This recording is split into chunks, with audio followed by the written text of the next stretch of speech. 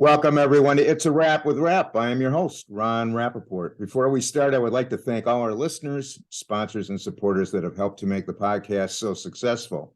The podcast is being heard in all 50 states, all provinces of Canada, and 45 countries around the world. The podcast has been ranked by FeedSpot as one of the top 35 overcoming adversity podcasts on the web in that category, and ranking is determined by traffic, social media followers, and content freshness.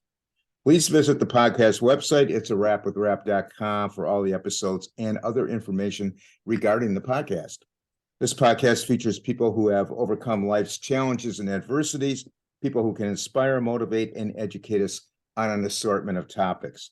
My guest today is Tom Exler. Tom was born with a rare birth defect called bladder exstrophy, meaning his bladder was turned inside out. In 1969, just before his 4th birthday, Tom had urostomy surgery. Now, shortly after his surgery, his mother and surgeon founded the Children's Tri-State Ostomy Association, serving Ohio, Pennsylvania, and West Virginia, the first organization in the world dedicated to helping parents of children with an ostomy. Now, Tom was closely involved in the organization and grew up surrounded by other children facing serious health issues. Tom didn't ask to have a stoma, but he is living proof that it doesn't have to stop anyone from doing what they want to do. He is here today to share his story and life journey. Welcome, Tom, to the podcast. Thank you for having me, Ron. Oh, my pleasure. I want our audience to know what this is all about, because I think we were talking offline, and I never really heard about it. So I'm very interested, and I'm sure they will be too.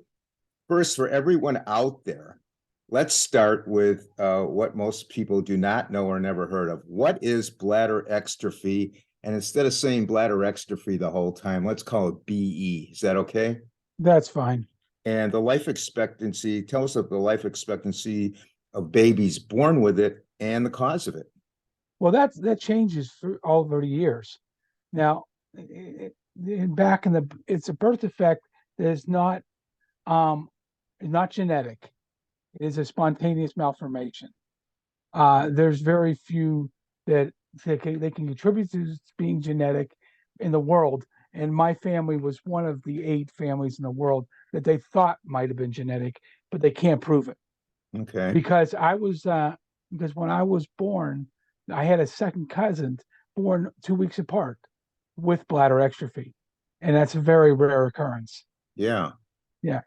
So it's a birth defect that's your abdomen's open at birth, so you can have it all the way from the bladder. From the epispadias, which is the penis part, that's open all the way up to your intestines are on the outside of birth too. So that can be a multiple birth defect. Bladder exstrophy in the bladder we're talking about, it's just a bladder. It's inside out at birth. It's also open, and at that time when I was born, the only option was to remove them, and you have to live with urostomy. Today, they can put the bladder back in and actually, maybe at the worst, make it a vessel where they would catheterize into it. No, that's a lot better. Yeah. Yeah. Now, how often does it happen in birth? It's 1 in 30,000 live births. Now, 1 in 30,000. Yeah, wow. There might be 20,000, might be 40,000, but it's the best estimate's 1 in 30,000. And what if a parent, the parents have another child? Does the chances of it go up? No, it's the chances are it will be higher for the next child. Yes, that is true. Yeah. However, that could only be statistically an anomaly. It could be the parents are actually, how many parents actually would have another kid at the time. Now today we have multiple kids, and it's last I heard was like 1 in 287, but I'm looking at that's still under 1%. And what if one of the parents has it and then they have a child? Yeah, that's about 1 in 1 in 80. However, like I said, the problem is the statistics were created when people didn't have kids. So Yeah. it's coming up that they're having kids now. So I would not consider that as a problem not to have a kid. Okay. Now, It's still under 1%. what about the ratio? I mean, is it more males, females? It's 2 to 1 males to females. So Two it'd to be one two, males. yeah.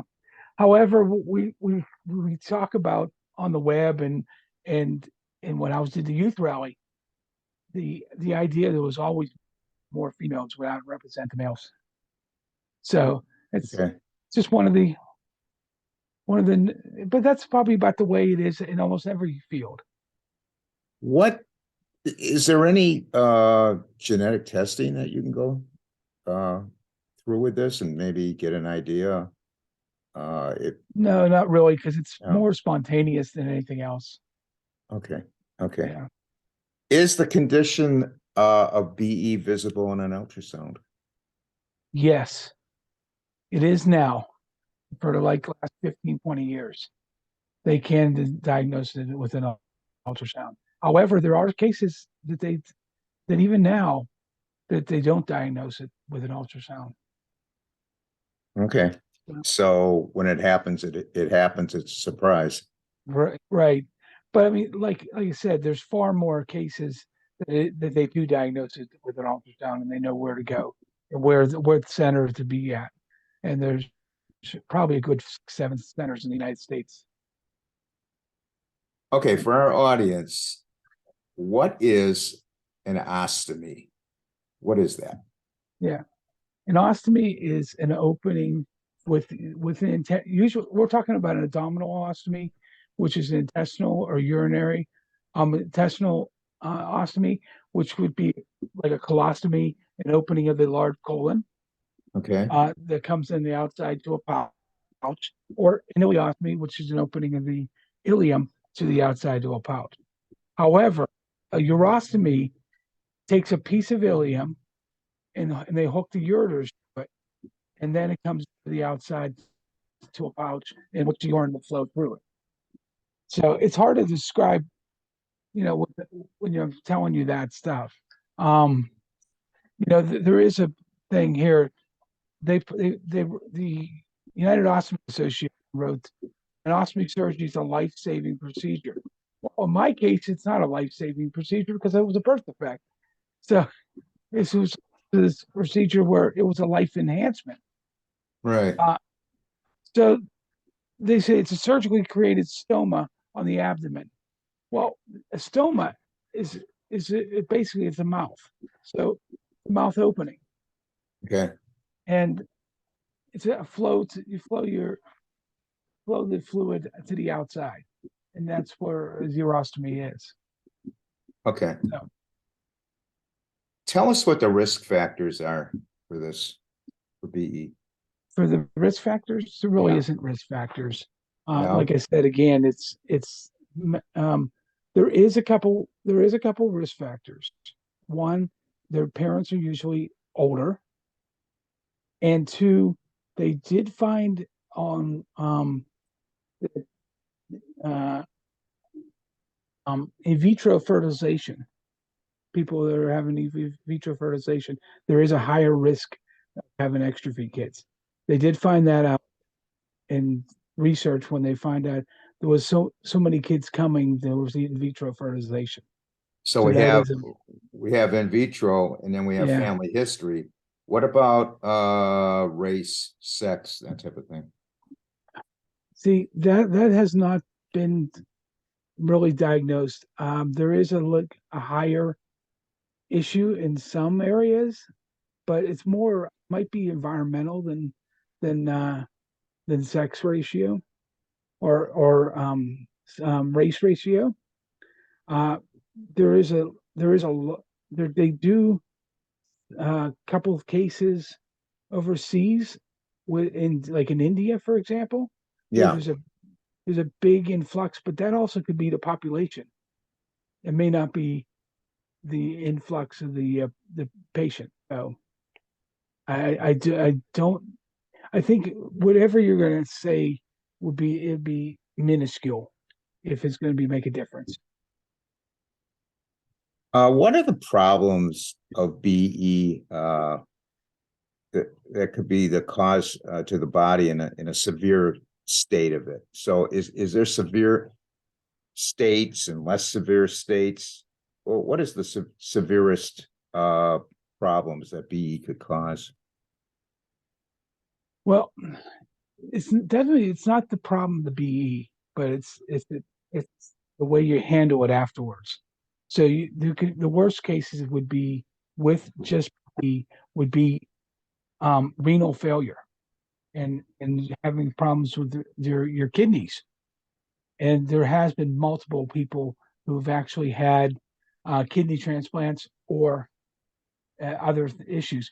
But however, that's not like associated with extrophy. That's the complications from the surgeries. Okay, Yeah. okay. Now, can you tell us about your specific journey growing up with BE, the effect on the family dynamics, school, jobs, that type of thing? Yeah. Uh, We, but I never let anything hold me back. okay. I mean, I played multiple sports growing up, and I played hockey and Gaelic football. Um, the Irish game, Gaelic football. Remember Yeah, that Rush yeah, game? Yeah. So I was a goalie for that because my pelvis is, if you can see up in the picture, it's open. right. So because of that, I didn't have the speed to be able to be a field player. So That makes sense. yeah, Yeah, so I picked up as a goalie. Um, Now, dimensions, my brothers and sisters, they never really understood why, because I was the oldest. yeah, So they never understood why I had to go to the hospital that much. But I don't think there was overall family affected our family at all because it depends on how you handle it. Now, there's other families that will keep this all quiet. Well, I never could keep this quiet because my mother went on TV when I was 5 yeah. Got you. and Yeah, started talking about it. right. So because she did that, it's I had to grow up with it with everything going on, and then she created this organization. I grew up with kids who had far more problems with problems than I did. I mean, it was kids with spina bifida, it was kids with imperforaneous, uh, and Hirschsprung's disease. They had far more problems than with extrophy. And what I laugh about is when we did the youth rally, which is a camp for kids, teenagers.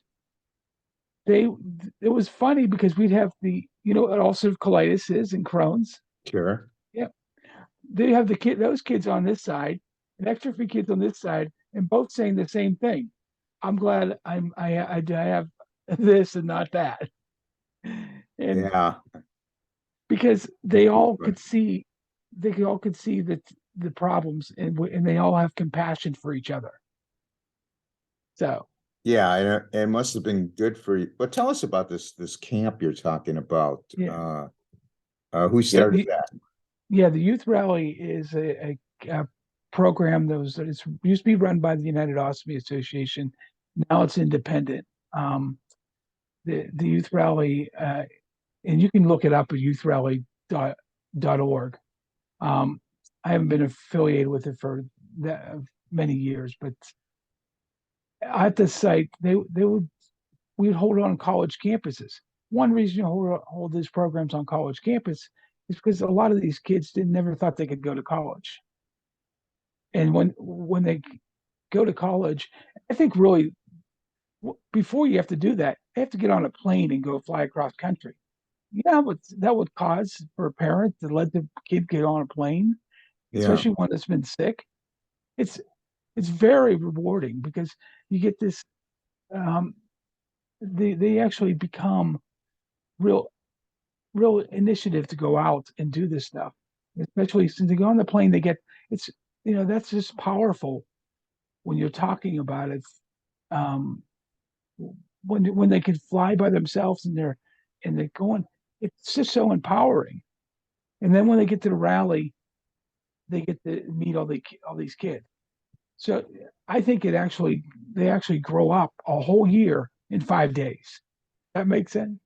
It does. And tell me, is BE, the people that have it, especially the kids, Yeah, uh, is there a stigma to this? Do they feel like there's a stigma? Do they I kind of think I do they think kind of keep quiet about it? well, I think it also comes back to the parents.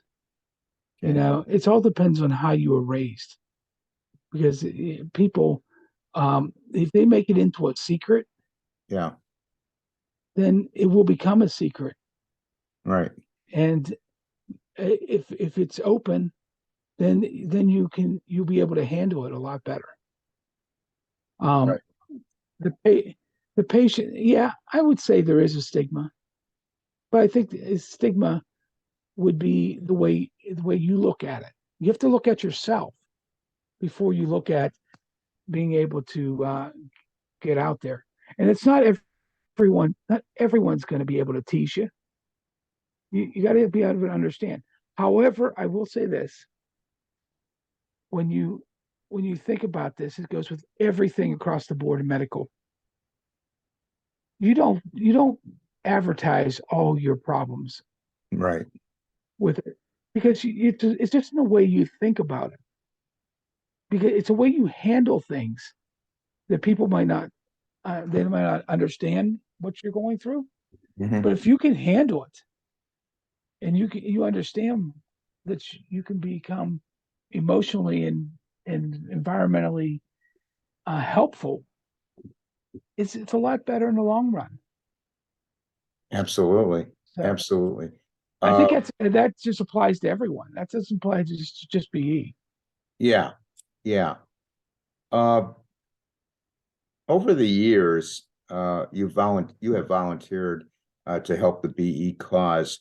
Tell us about what organizations or nonprofits you're affiliated with, and what was the spark to give you the idea to do it?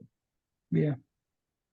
Um, well, I was already with the United Ostomy Association at the time, and I developed the young adult and teenagers youth groups in that organization and the young adults conference in the United States. Um, just before that, going back a couple years, I was invited to the International Ostomy Association in Copenhagen, Denmark, and we had it again in 2001 in Hamilton, Ontario. And because everyone in this organ was of each country was leaders of the from their country, this was the best conference I've ever been to because you didn't have to go back to page one uh, having to do with the the issues on BE or with ostomies or with and trust me, when you're dealing with ostomy, you're dealing with multiple problems, and it's because we I have friends from that first conference still today from Norway, Denmark, uh, England, Germany, Australia. I can't even name all the countries because it, it was very empowering. So when I came back to the United States, they asked me to see if I could form the organization here. So that only lasted 2 years because the organization became a defunct. But it's it was very rewarding there. And then when that then the ABC or the Association of Bladder Exstrophy Community came to me and asked me to become the vice president of their organization. And then I started working with them and holding conferences and things like that. But going back before then, it was we got into the first project with ABC back in 1996, I believe it was, where it was we wrote a book called Living with Bladder Exstrophy. and everyone had got a different section of the book. And I had this section for teenagers and young adults. I said, well, wait a second. I can't put my name to this because I have to get all the problems from everyone else because I didn't have enough, figured I had enough problems for me to write this. Yeah. So, so I took a composite of about 5 different people, interviewed them, and made into one person. So, Okay. and as I got involved with that, we did the conferences, and since then, I I've went in 2010, 2009, 2000, I mean 2010, 2011, 2012. We went overseas, and I spoke in Australia, England, Iceland, Norway, Norway, Germany, and in Spain. So it's just because you get, it's hard to throw this all together real quick, but the idea is you you when you get the idea that these kind of programs are these, you got to be able to show that your your um how was I going to say, but you got to show that, leadership, and you show that you survived this, and how did you do it? And Yeah. that's what I did for years, and I've been involved for 20 years doing that kind of work. How rewarding is it uh for you to talk to somebody who has BE, where you both share that same knowledge and that same experience? Like I'm involved with a male breast cancer Yeah, happens.org, and it's not like we can go next door and talk to somebody who has male breast cancer. There's only 2,500 diagnosed a year, so they're all spread out. But it's really great when you can get on Zoom or whatever and right, talk to people who have it. Uh, Same thing with you.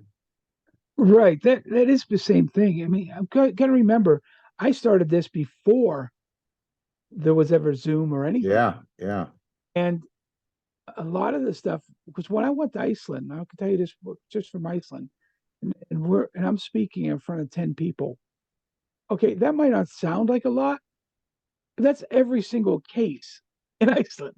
yeah, Well, if I found out later that there's probably there's probably a problem, their statistic there. They do have a spike, but there was 10 cases in the room in Iceland. There's only 300,000 people live in Iceland. yeah, So, yeah, so if you look at that, and that's really awarding. And then when we went to Spain, I have a young lady who speaks with me, and we were speaking in Spain, and of course this is being translated, so I don't think half the people even understood English. We actually, after we spoke, we both had to stand in line for pictures for over 30 minutes, and it was very rewarding yeah. when you think when you're thinking it's being translated. I'm not even sure if they understood this, Right. but it was actually very rewarding because Do in that environment. do you have support groups? There are support groups, but they're the same way. They're virtual. You Okay. know, um, they're virtual and they're individual. There has been a young lady out in California who's actually trying to get um, Zoom calls done, and they've been getting like 20 people to come to each Zoom call, and I've been trying to get there every so often. However, we'll see how that goes. If it actually becomes a success, we'll actually advertise it. So, I'm just curious on your support groups and when you get together with other people that have BE, uh, what is the biggest like common concerns that they have with the disease? well, there's a lot of parents who just want to make sure my son or daughter are going to be okay, and and that's what I just like to tell them it's your son and daughter's going to be okay. It's going to be a long road, but they're going to be fine, and they're going to come. They're going to actually surprise you in the long run.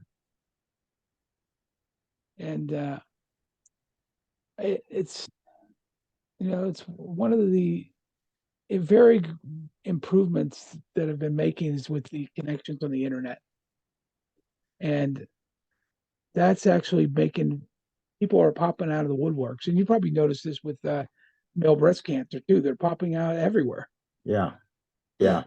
I mean, there might only be 2,500, but there's probably 500 that are communicating. Yeah. And, Well, there's a big stigma with it, especially in certain populations. Yeah.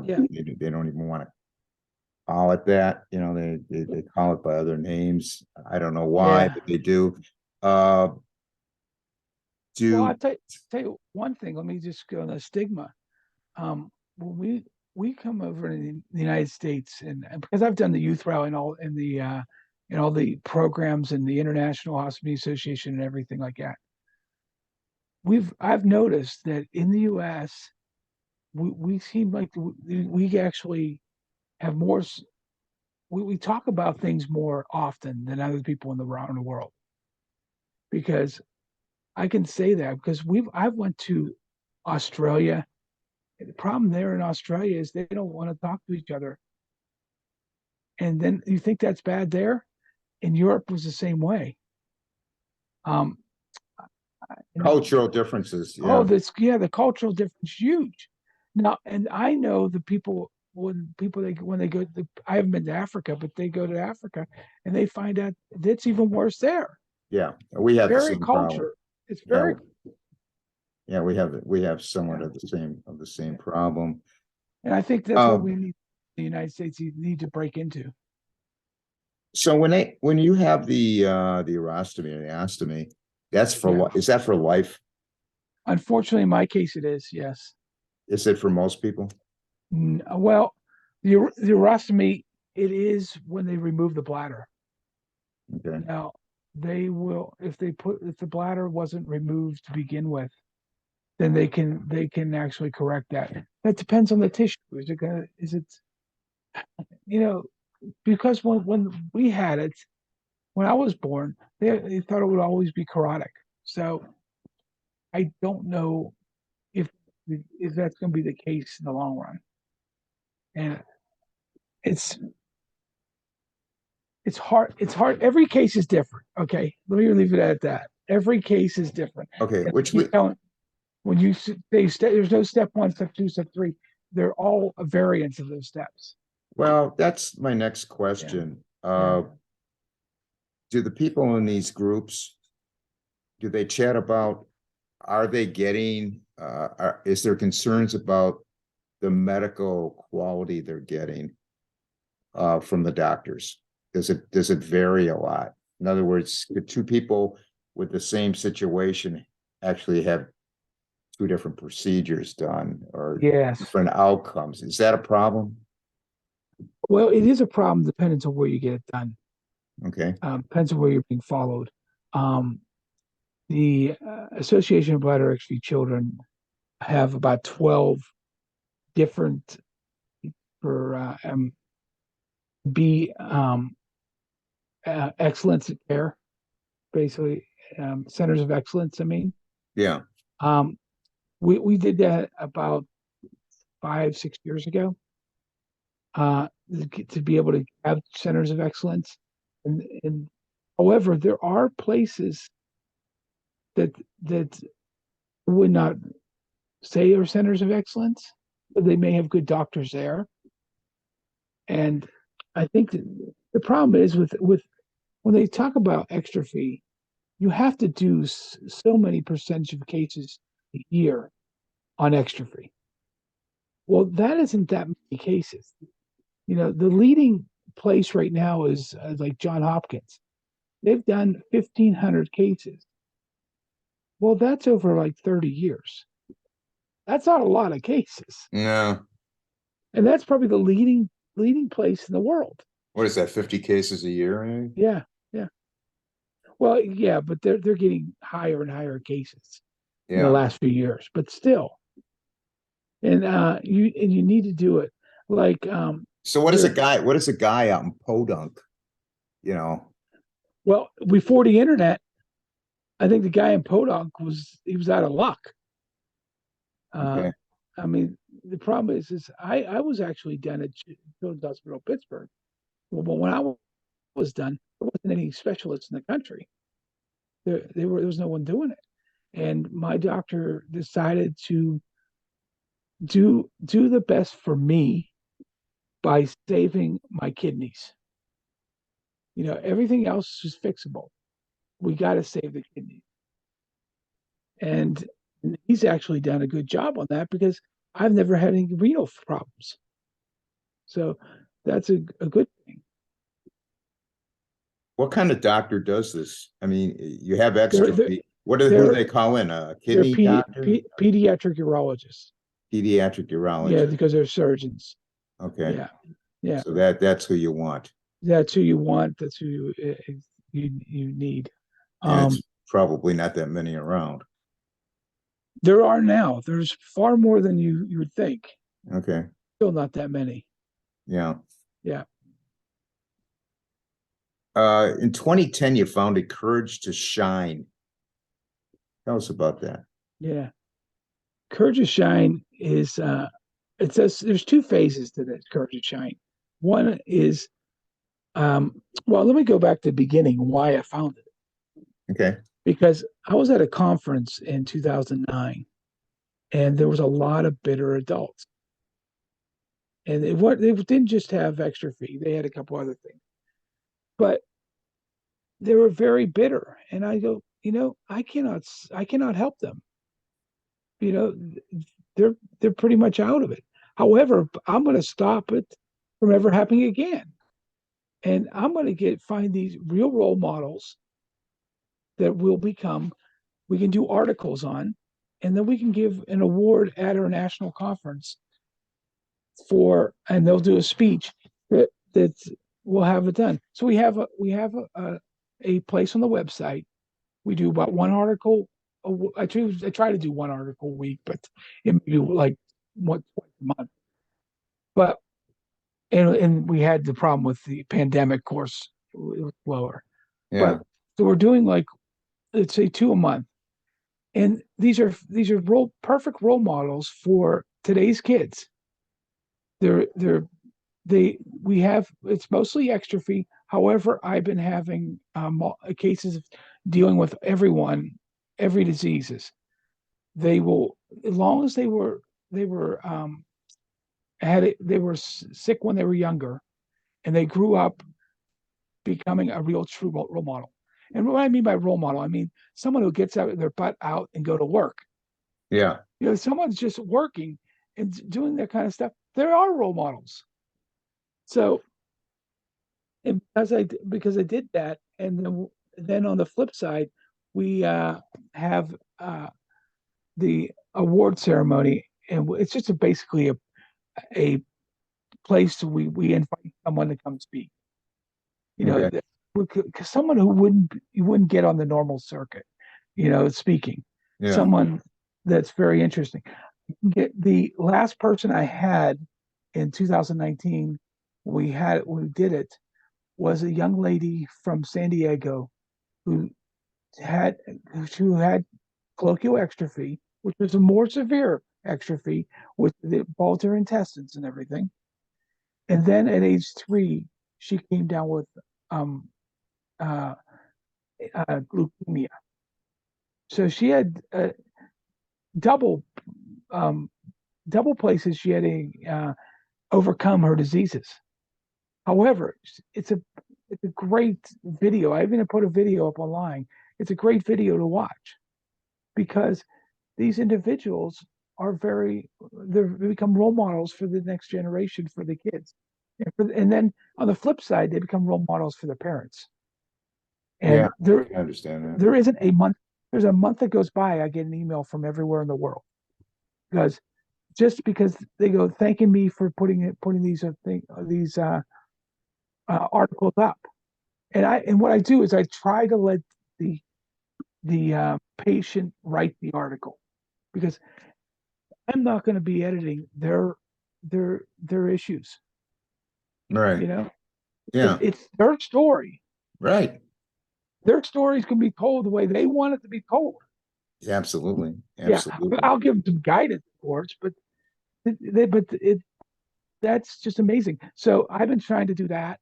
Plus, I have them do if there's no video that they have that's in storage somewhere, I have them do a 5-minute video and tell them real short what they're like. And because people, they find it anywhere. They find a video, they'll find it on Yeah. their articles, and they all get revert back, and they can actually see it. I wish I can actually get the front page done right. I don't have the time for that. Well, 2014 arrives. Tell us what happened to you. Yeah, you know, 2014 was a good year. It starts with a good year because I was working with Jamie's dream team, just so you know, and we did dreams around the world. We actually did a wedding in Florida in 12 days for a woman dying of cancer. Wow. And this is all it was all coming up in February, but in April of 2014, I actually came down and had a stroke, and that was it changed my whole life. And the only thing is before the stroke, I could speak off the cuff without any notes, without well, this would be fun if we were doing then.